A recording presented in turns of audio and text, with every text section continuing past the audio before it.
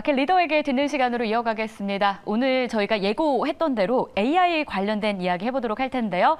유진투자증권의 허성민 연구원입니다. 어서 오세요. 안녕하세요. 네, 반갑습니다. 바로 주제부터 확인을 해볼게요. 오늘의 주제는요. 좀 급변하는 AI 시장 안에서 해답을 좀 찾아보고 싶습니다. 규제냐, 공존이냐. 자, 일단 뭐 약 제조에 법조계까지 AI가 영역을 계속 넓혀가고 있잖아요. 그러다 보니까 현 위치가 어느 정도인지 좀 실전에 도입하고 그걸 적용시킬 가능성은 얼마나 열려 있는 건지 일단 현 상황부터 체크를 좀 해볼까요? 사실 제가 뭐 이전부터 계속 말씀드렸다시피 뭐 AI는 상상하는 어떤 분야나 다 적용이 가능한 거고 보통 베이스로 생각하면 약간 지금 사실 최근에는 개발자들이 네. 되게 경각심을 많이 느끼고 있거든요. 왜냐하면 우리가 아는 챗 GPT는 이제 문서, 그러니까 텍스트 형태로 약간 우리가 쓰는 언어를 이제 대답을 해주는 형태잖아요. 근데 이 챗 GPT가 이제 할 수 있는 성능 중에 하나가 개발자들이 활용한 인공어조 코드도 이제 원하는 코드를 이제 만들어줄 수 있을 정도로 이제 잘 학습된 훈련 모델인데 이게 사실상 자연 언어 이제 우리가 쓰는 언어죠. 근데 어떤 언어 이제 C++, 파이썬, 자바 같은 이제 개발 언어 또한 이제 모델이 학습했기 때문에 개발자들도 지금 되게 위험을 느끼고 있는 상황이거든요. 그 챗 GPT 같은 경우는 오픈 AI인데 거기 이제 마이크로소프트의 자회사죠. 그래서 오픈 AI 같은 경우는 이제 GitHub라고 이제 마이크로소프트 자회사에서 운영하는 이런 이제 플랫폼이 있는데 거기서는 이제 코파일럿이라고 네. 거기서도 이제 개발 언어를 좀 자연스럽게 써주는 그런 플랫폼이 있습니다. 근데 개발자들이 처음에 챗GPT가 나왔을 때는 이게 생각보다 우리를 대체하지 못하겠다라고 생각을 했는데 지금은 어떤 수준으로 이제 발전했냐면 정말 개인 비서 같은 수준으로 이제 저희가 영화에서 약간 그 뭐죠? 아이언맨의 자비스 같은 느낌으로 네. 내가 원하는 질문에서 원하는 목표를 제시해 주면은 거기서 원하는 답변이 나올 때까지 이제 피드백 루프를 거친 이 피드백 루프가 뭐냐면 내가 특정 목표를 설정해 주면은 그 목표에 도달할 때까지 지금은 우리가 질문을 물어보면 딱 대답해 주잖아요. 근데 이제 대답을 평가하는 에이전트가 따로 있고 계획을 수립하는 에이전트가 따로 있고 그리고 최종적으로 보완해서 최종적인 결과를 내주는 에이전트가 따로 있는데 어토 GPT라고 또 생겼습니다. 그게 뭐 대단한 건 아니지만 네. 이런 피드백 얘가 질문을 했을 때 내가 목표를 설정해 주면 그 목표에 도달할 때까지 질문을 하면 대답을 하고 그 대답을 평가하고 다시 질문을 던지고 이런 식으로 원하는 목표에까지 도달하게 하는 정도의 수준인데 우리가 AI 목표라고 하면 이제 약간 이런 거잖아요. 아까 제가 말씀드린 자비스처럼 스스로 사고할 줄 아는 AI에 이제 도달을 하는 것인데 그게 이제 범용 인공지능 보통 AGI라고 많이 표현을 합니다. 정말 인간처럼 사고하는 AI인데 지금 그 수준에 정말 도달을 한다 뭐 이런 우려가 되게 많이 나오고 있는 상황이죠. 왜냐하면 개발자라고 하면은 사실 최종의 보루처럼 생각됐거든요. 그 말이 뭐냐면 직업군 중에 이 직업군만은 대체가 안 될 것 같다. 네. 뭐 회계사, 뭐 변호사, 의사 최근에 이제 면허 시험 통과한다 이런 전문 직종에 대해서 이런 얘기가 많이 나왔잖아요. 근데 개발자만큼은 이제 개발 언어를 다루는 개발자만큼은 AI를 이제 총괄한 입장, 이제 개발한 입장에서는 이제 직접적으로 좀 뭐 침해가 없을 것이다. 뭐 이런 말이 있었는데 지금 오히려 개발자들이 되게 두려움을 많이 느끼고 있거든요. 오히려 내가 제일 먼저 대체될 수도 있겠다 하는 식으로 많이 우려가 되고 있고. 그리고 사실 지금은 정말 제가 생각했던 것보다 너무 빨라요. 지금 속도가요. 네, 발전 속도가 네. 너무 빠르고 제가 그때도 이제 엔비디아 이제 최수혜주로 말씀드리면서 사실 이번에 랠리가 되게 크게 왔잖아요. 네. 이 정도일 줄은 정말 예상을 못했습니다. 그리고 가이던스를 지금 생각보다 엔비디아가 좀 보수적으로 내놓은 상황입니다. 그래서 저는 개인적으로 가치 투자적인 면에서 이제 반도체 관련주 해서 엔비디아 이미 많이 올랐지만 장기적으로 보시면 지금 엔비디아 다시 들어가시는 것도 나쁘지는 않은 것 같습니다. 네. 그 정도로 AI 시장 자체가 정말 급변하게 성장을 하고 있고 변화하고 있고 실제로는 개발자들까지 위협하고 있는 상태에 왔다라고 하셨습니다. 그러다 보니까 어쨌든 나라마다 이런 거에 대한 규제, 법안 이런 이야기들이 속속 나오고 있어요. 미국에서도 실제로 규제 법안을 발의했는데 이 내용 좀 먼저 들어볼까요? 핵심 포인트 어떤 거예요? 법안 자체는 지금 EU에서 먼저 지금 논의가 되고 있는 상황인데요. 네. 얼마 전이었나 그 이탈리아에서 아마 챗 GPT를 한번 네. 사용하지 못하도록 한 적이 있었을 겁니다. 다시 철회가 되긴 했는데 챗 GPT의 사용이 왜 이제 우려시 되냐? 아까 제가 챗 GPT가 이제 오토 GPT 형태로 바뀌면서 원하는 정답에 가까워질 때까지 반복하는 작업이 있었다 했잖아요. 네. 예전에 오토 GPT를 어떤 사람이 활용을 하다가 내가 원하는 목표에 도달하기 위해 얘가 이게 어떤 작업을 수행하고 있는지 나오거든요, 내용이. 그게 어떤 계좌에 접근해서 비밀번호를 입력하는 수준까지 간 거예요. 그래가지고 이건 좀 위험할 것 같다라는 이제 논의가 좀 점차 시작된 거죠. 그러니까 어떤 말이냐면 AI가 학습되는 이제 범위 내에 개인 정보가 되게 많이 포함되어 있을 수 있잖아요.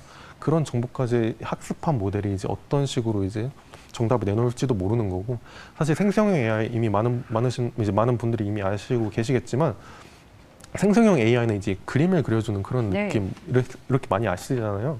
이제 이미지 생성 AI를 좀 많이 알고 계신데, 이미지 관점에서만 하더라도 그림을 그려주는 건데, 그럼 여기서 나온 이제 그림이 어떤 그림이냐, 누구의 그림체, 어떤 스타일을 베껴온 것이냐, 근본적으로 학습이 이제 근원을 살펴보면은 저작권이 되게 이제 심히 지금 우려가 되는 상황이고, 실제로 이제 그리고 여기서 이제 규제에 이제 보통 EU에서 이제 발의를 한 거고, 여기서 마찬가지면 이제 미국도 똑같이 이제 언급을 하고 있는 게 설명 가능성입니다. 영어로 이제 accountability인데, 설명 가능성이라고 하면 모델이 이제 작동하는 원리가 설명이 되냐는 거죠. 네. 그래서 그럼 예를 들어 학습, 이제 아까 제가 개인정보 유출 그런 문제를 말씀드렸는데, 그러면 모델을 설계한 입장에서 이런 부작용이 나올 것을 예상할 수 있었느냐 하면은 예상 못했던 거죠, 네. 사실. 그러니까 설명할 수 있느냐의 문제인데, 딥러닝 자체가 이제 학습 모델의 이제 근본 자체가 많은 빅데이터를 인풋으로 때려 박음으로써 이제 웨이트, 파라미터를 업데이트 시키는 과정인데, 이 파라미터 업데이트 시키는 과정은 사실 모르죠. 어떤 결과 나올지는 아무도 모르는 거예요. 개발자 입장에서도 그냥 방향성을 이끌어 줄 뿐이지, 파라미터가 어떤 식으로 업데이트가 되고, 빅데이터 보니까 수많은 데이터 속에서 내가 어떤 데이터를 실제로 학습시키는지에 대해서도 명확하진 않습니다. 물론 그거를 깨끗하게 가공하면 가공할수록 더 좋은 학습 모델이 나오겠지만, 실질적으로 그게 가능하냐의 문제죠. 왜냐하면 빅데이터라는 이제 단어, 문자 그대로 사실 엄청난 분량의 데이터를 활용하는 건데, 그렇기 때문에 이런 이제 문제가 생기는 거죠. 설명 가능성이 안 되면 그럼 이 모델에서 나온 결과물을 예를 들어 인정해줘야 되냐라는 거죠. 딥러닝 모델을 통해서 특정 결과를 도출했는데, 이거의 첫 번째로 저작권, 설명 이제 그 다음이 이제 accountability죠. 그러면 예를 들어 뭐 특히나 이제 특허를 낸다. 예를 들어 딥러닝 모델이 특정 이제 개발을 해가지고 어떤 아이디어를 개발을 해서 뭐 이어져서 예를 들어 인간과 같이 공동 저작권자로 올라갈 수 있느냐, 이런 논의도 이제 진행이 되는 건데, 이게 만약에 가능해지면 사실상 훨씬 더 이제 AI의 이제 산업 차원에서는 훨씬 더 가능성이 열리는 거겠지만, 거기에 따라 이제 부작용을 좀 이제 다루는 이제 단계인 거죠, 지금은. 네. 그래서 관련 법안들이 나오고 있는 상황이다. 네, 아마 이제 미국에서는 연내 입법이 아마 좀 목표로 하고 있는 그런 상황인 것 같습니다. 이런 가운데 이제 중국에서도 맹추격을 좀 하고 있습니다. 그래서 미국이 이제 좀 따라잡히는 거 아닌가라는 기사도 좀 보이더라고요. 이에 대한 의견 어떠세요? 근데 개인적으로 지금 생각해 보셨을 때 지금 리딩하는 시장을 주도하는 기업들이 어딘가를 지금 생각해 보시면 다 미국 빅테크 기업들이잖아요. 근데 이거를 그냥 직관적으로 받아들이시면 될 것 같아요. 딱히 그거를 막 우려를 할 필요보다는, 그리고 중국은 원래 이제 자체적으로 AI에 좀 강한 면모를 가지고 있었죠. 애초에 좀 이런 말씀을 드리면 좀 그렇지만 검열하는 입장, 센서십의 입장에서 아무래도 이제 특히나 이제 거기서는 이미지 인식 쪽이 좀 강합니다. 네. 그래서 중국에서 그런 말이 있죠. CCTV에서 잡히면 그 자체로 이제 AI 기술만으로 이제 신원이 파악되는 수준으로, 지금은 좀 AI 그런 쪽에서는 발달한 게 맞지만, 어쨌든 결국에 이제 지금 반도체 산업 이 AI의 키잖아요. 근데 지금 중국이 상당한 공격을 받고 있잖아요.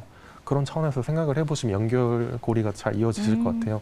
사실 지금 AI에서 제일 중요한 건 비용의 절감이고, 비용의 절감을 위해서는 제대로 된 이제 NPU, 이 GPU 이상의 NPU 장치가 이제 개발이 필요한 건데, 그런 관점에서 지금 주도하고 있는 기업들이 어디냐 하면은 미국이다. 네, 미국이죠. 네. 크게 위협을 느끼지 않아도 된다라고 정리해 주셨고요. AI의 의료 섹터도 좀 보도록 하겠습니다. 요즘 너무 강해요. 뭐 언제 식을지 모르는 그런 분위기인데, 의료 쪽의 AI와의 접목이 이루어지면서 시장에 좀 변화가 있습니까? 향후 전망은 어때요? 저는 되게 긍정적으로 보긴 합니다. 최근에 좀 테마적으로 많이 뜨긴 했는데, 사실 아까 제가 말씀드렸지만 이제 대체 가능한 전문 직종 중에 하나가 어떻게 보면 의사가 많이 나왔었거든요. 원래 이제 초반에 이제 좀 AI가 좀 주목을 받았을 때는 이제 그분 성함이 뭐였죠? 누구죠? 호모사피엔스의 저자분이 제가 갑자기 이름이 기억이 안 나는데, 네, 그분.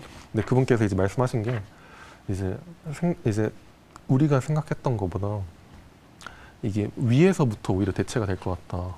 약간 그런 말이 있었거든요. 그러니까 전문 직종부터 대체가 될 것 같다. 이런 말이 있었는데, 그게 약간 실현되는 그런 느낌이에요.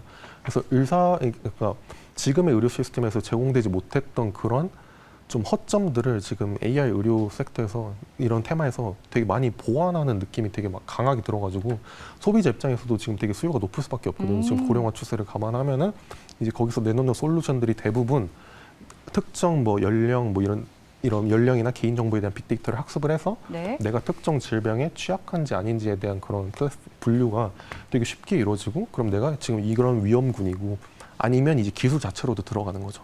이제 이런 이제 특정 이제 분야에서 AI를 활용해서 이제 신약을 개발한다든지 이런 바이오 쪽으로 연결이 많이 되고 있고요.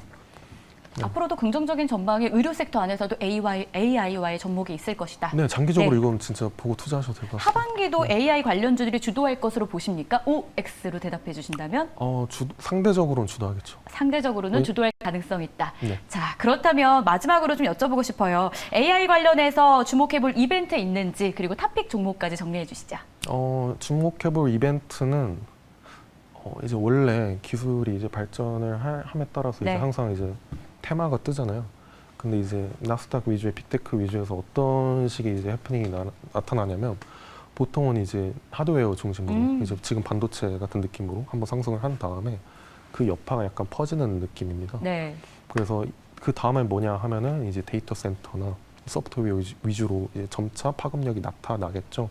실제로 이미 아시겠지만 최근에 상승한 이제 나스닥 같은 경우는 네. 이제 최근 시총 상위 7종목이 거의 상승의 한 7, 80%를 차지하고 있습니다.